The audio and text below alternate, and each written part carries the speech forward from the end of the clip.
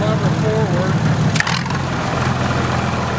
Why would you need a multi-fuel engine? Sure, low consumption is a nice feature for a common driver, but these power plants are not made for the best mileage. Availability of fuel is much more important, and so many units, especially the military, were made to consume various sorts of fuels.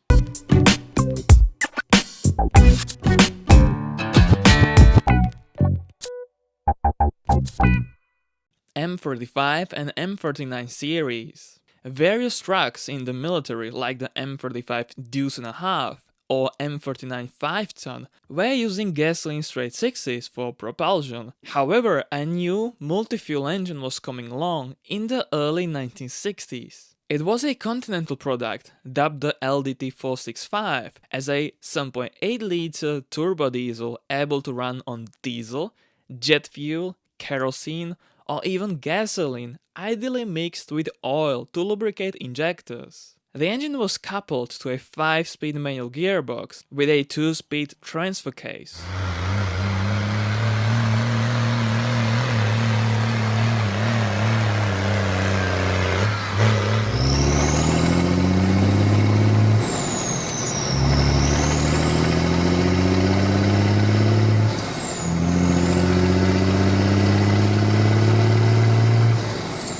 HDT M1030 M1. This is a military motorcycle based on a Kawasaki KLR 650, a big single-cylinder enduro that received an HDT-designed diesel multi-fuel engine. It burns diesel, biodiesel, jet fuels, kerosene, or other military fuel there is available while being very efficient. It revs up to 7,000 RPM, crazy high for a diesel, and returns almost 100 miles per gallon, 2.5 liters per 100 kilometers.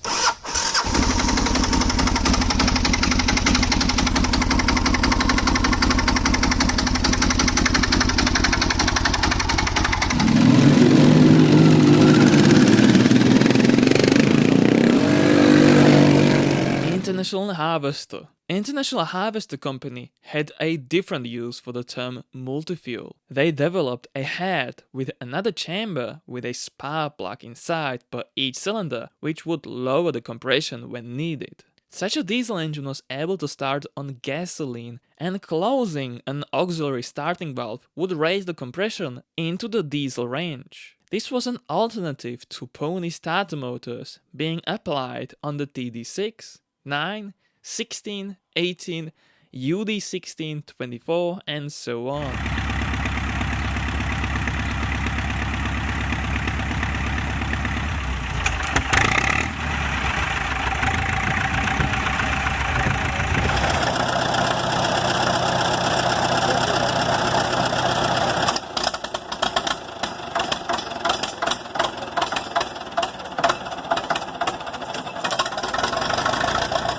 Chieftain Leyland L60. In 1957, NATO specified that it was mandatory for tanks to accommodate a multi-fuel engine, and so a British Chieftain used a 2-stroke Leyland L60. This power plant has its infamous reputation for being incredibly unreliable for several reasons, one of them being underpowered. This put a lot of strain on the engine in such a heavy tank. Although the multi-fuel requirement was later dropped, the Chieftain never received a more reliable engine.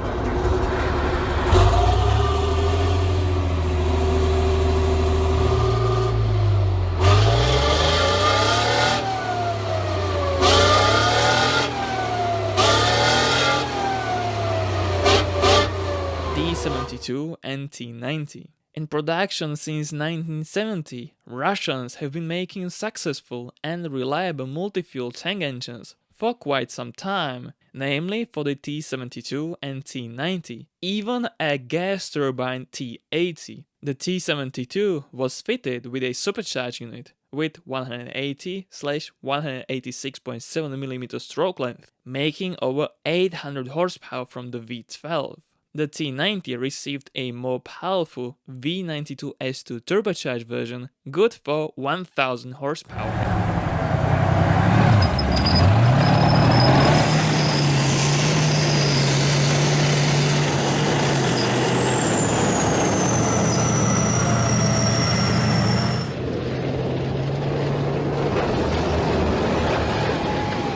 Lycoming El005.